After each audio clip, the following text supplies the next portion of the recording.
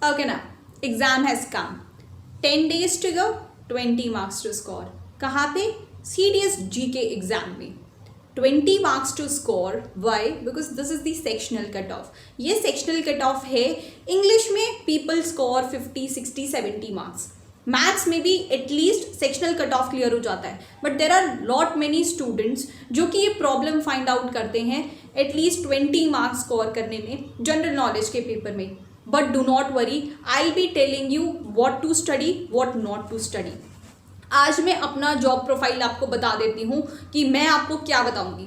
मैं आपको 5 important topic बताऊँगी हर एक सब्जेक्ट से. राइट, हर एक सब्जेक्ट से आई will be telling you 5 important topics जो आपको पढ़ने हैं. आई will be telling you resource कहाँ से पढ़ने हैं. आई विल बी टेलिंग यू कैसे पढ़ने हैं.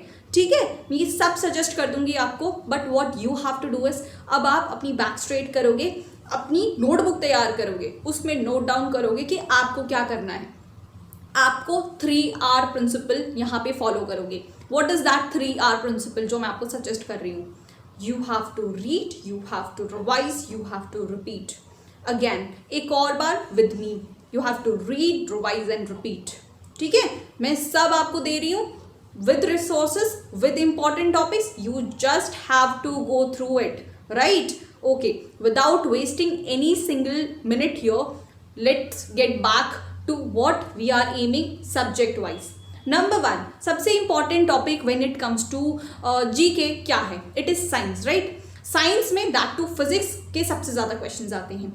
सबसे पहले physics में topic number 1 is mirror.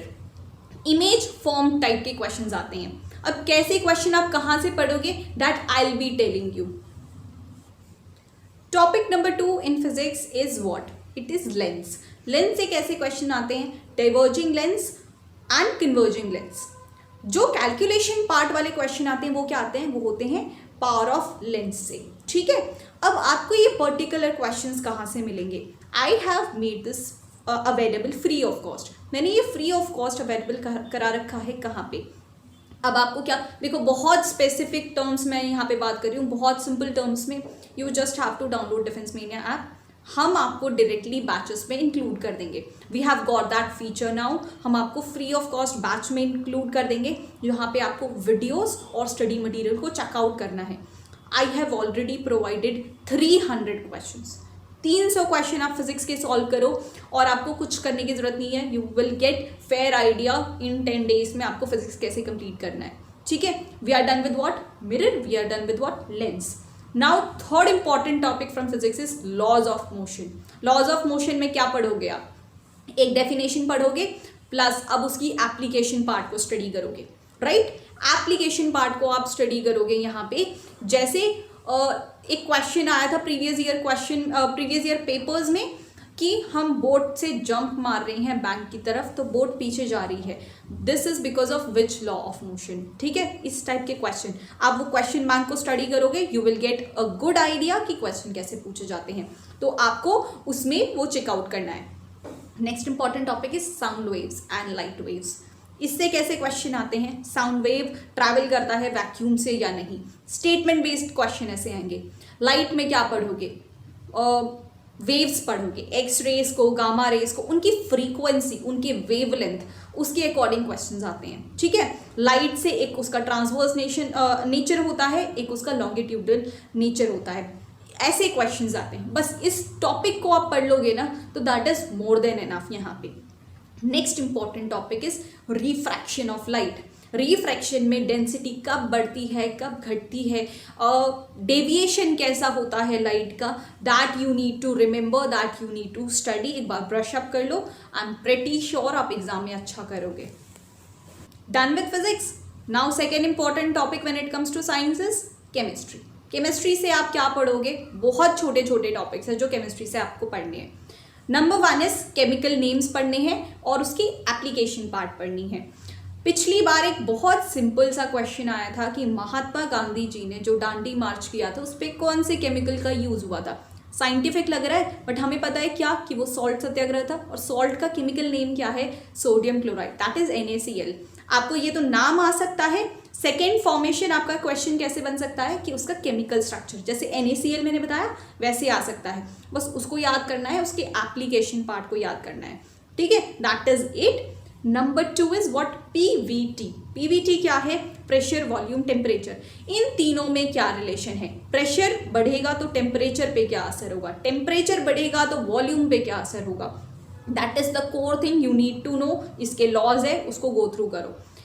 CDS में कैसे आपको क्वेश्चन पूछे जाएंगे कि आपको पहाड़ पे चढ़ा देंगे, ठीक है। अब आपको ये अपना बेसिक फंडामेंटल क्लियर करना है कि पहाड़ में चढ़ के प्रेशर में कोई चेंज आएगा, तो उस प्रेशर के चेंज की वजह से टेम्परेचर में क्या फर्क आ रहा है या वॉल्यूम में क्या फर्क आ रहा है। That is it. यही क्वेश्चन आएंगे, बस इस बेसिक को क्लियर कर लो, PVT को। That is it, okay. Third important topic from chemistry is what? ये सरफेस टेंशन। सरफेस टेंशन का एप्लीकेशन क्या है कि इनके जो कुछ लिमिटेड एप्लीकेशन है जो CDS में पूछे जाते हैं, ठीक है। बस इसको पढ़ लो, क्लियर हो जाएगा chemistry. Next and final important topic from chemistry is electron and proton, मतलब एटॉमिक केमिस्ट्री, ठीक है। इलेक्ट्रॉन, प्रोटॉन, उनके मासेस क्या होते हैं, वो किस स्पीड से घूम रहे हैं, ठीक है। All in all masses of these 3 सब एटॉमिक पार्टिकल्स, ये आपको पढ़ना है। ये बहुत छोटा टॉपिक है, ट्रस्ट मी, बहुत छोटा टॉपिक है। आधे घंटे में खत्म हो जाएगा और आपकी केमिस्ट्री में फुल मार्क्स आपको देके जाएगा, ओके।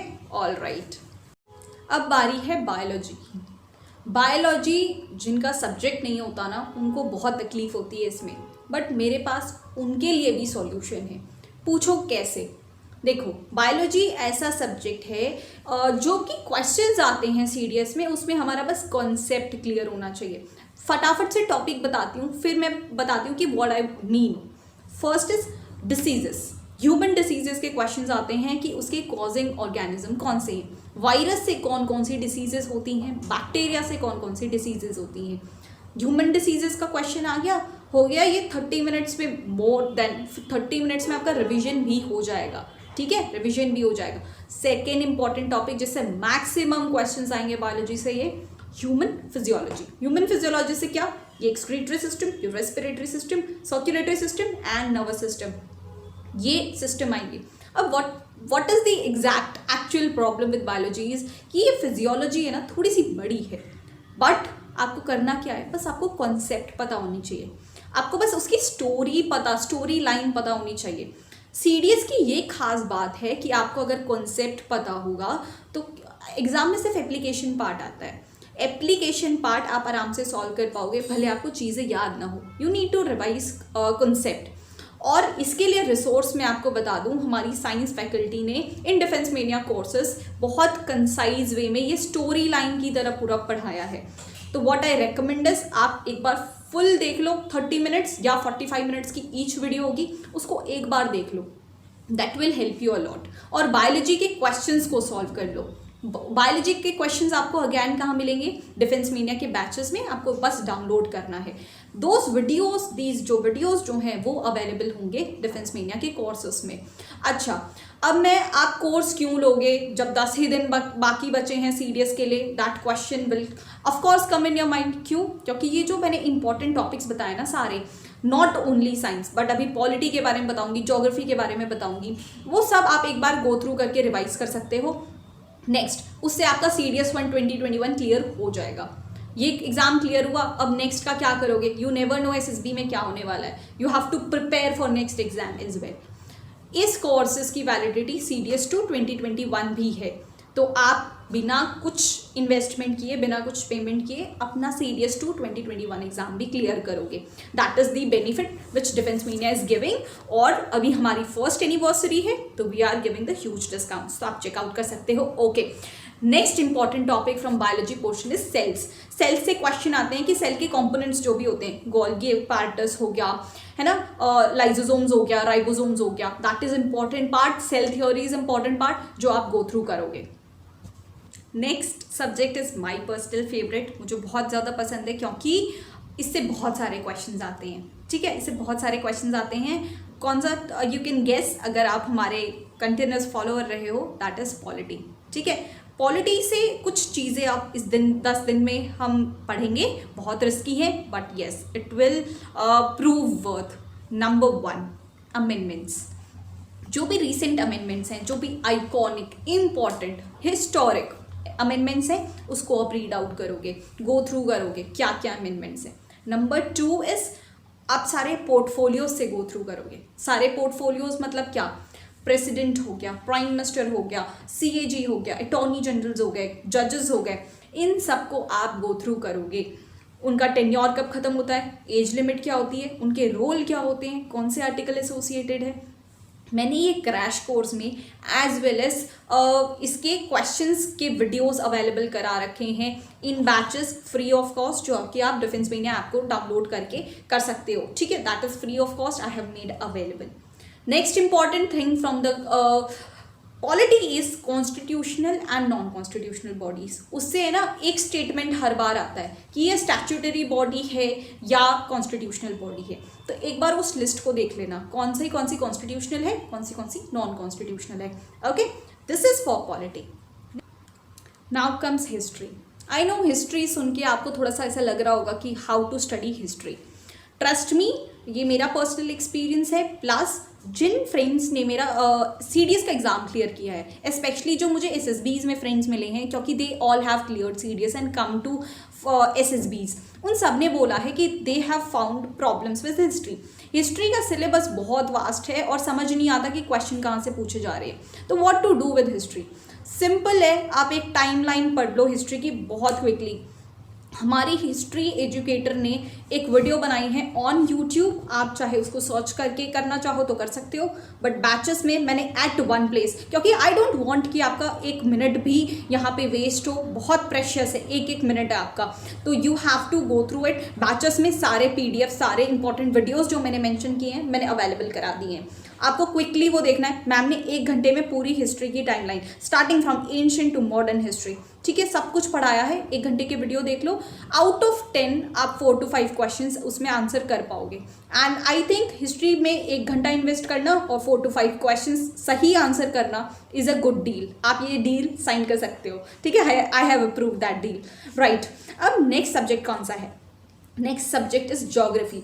ऐसा सब्जेक्ट जो मैंने पर्सनली इस बार पढ़ाया है, geography, not only in crash course पिछले CDS के लिए, but also in my courses, and इसका रिस्पॉन्स बहुत अच्छा आया था, इसलिए मुझे बहुत अच्छा लगा।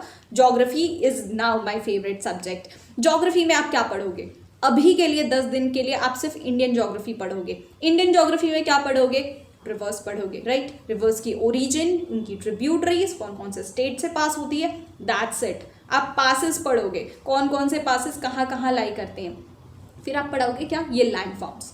लैंड फॉर्म्स में erosional land form, depositional land form, और कौन कौन से एजेंट्स होते हैं, ठीक है, कौन से। आपको ये थोड़ा डिफिकल्ट लग रहा होगा, बट आप कमेंट कर सकते हो जिन जिन लोगों ने मेरी ज्योग्राफी के वीडियोस पढ़ी हैं, ठीक है, they are only 9 in number and they know कि आप क्वेश्चंस वहीं से आते हैं, ठीक है। आप कमेंट कर सकते हो ताकि दूसरों को भी हेल्प मिले, राइट। तो this is it for geography. Land forms पढ़ने हैं, रिवर्स पढ़नी है एंड पासेस पढ़ने हैं। All in all Indian geography plus land forms से आपका काम चल जाएगा यहाँ पे, ओके।